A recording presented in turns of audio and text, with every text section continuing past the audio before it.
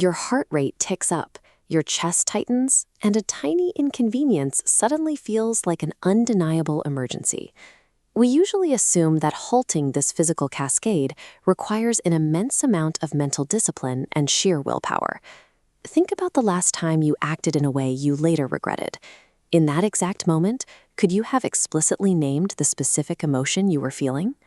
Under pressure, the attempt to muscle through a state of panic or anger tends to fail because the biological reaction is already in motion. However, neuroimaging suggests that overriding this threat response might actually require zero conscious effort. Neurologically, the distance between a reactive outburst and a measured response depends largely on the availability of a specific emotional vocabulary. In 2007, Matthew Lieberman at UCLA used functional MRI machines to monitor how the brain processes emotional distress in real time. This math shows the brain's fear center, the amygdala.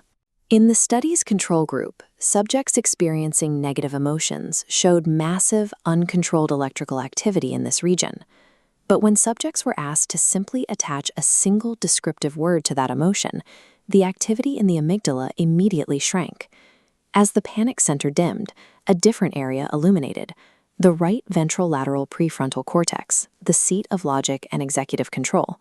This neural shift occurred automatically. The subjects weren't trying to calm themselves down. The brain simply rerouted its energy the moment the word was applied. Scientists refer to this specific biological bypass as affect labeling. Finding the precise word for a feeling physically pulls the brain out of a state of panic and back into a state of processing. However, there is a point where observation turns into a trap. Many people, once they notice a negative state, begin to analyze why it's happening. Research from Susan Nolan-Hoeksema at Yale found a significant danger in moving from naming an emotion to interrogating it with questions like, "Why do I feel this way?" This chart tracks the duration of emotional episodes. While naming an emotion leads to a quick drop, asking why creates a jagged, sustained plateau of distress. Yale researchers define this state as rumination, a pattern that sustains the focus on the negative state rather than releasing it. The biological release only occurs when we identify the emotion. Trying to justify the feeling keeps the brain locked in the original threat state. When this labeling process is used repeatedly, it moves from a temporary lab observation to a permanent behavioral baseline. Because most people form their most durable relationships during their 20s, this decade is the period where an emotional vocabulary has the highest compounding impact. These words become the primary mechanism through which you will eventually regulate conflict and make decisions under stress with a partner. If this habit isn't built now, by age 40, your emotional responses will continue to operate at full amygdala intensity. Over time, the people closest to you will learn to manage around your reactivity rather than trusting your judgment when the pressure is high. Repeated over a lifetime, unchecked reactivity doesn't just cause arguments, it systematically erodes your credibility in the eyes of others.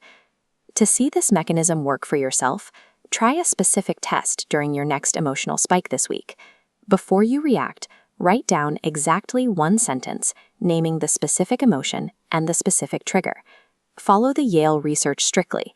Identify the trigger, but do not allow yourself to explain or justify why the feeling is there. By putting a name to the state, you engage the logic center of your brain and strip the biological threat of its power.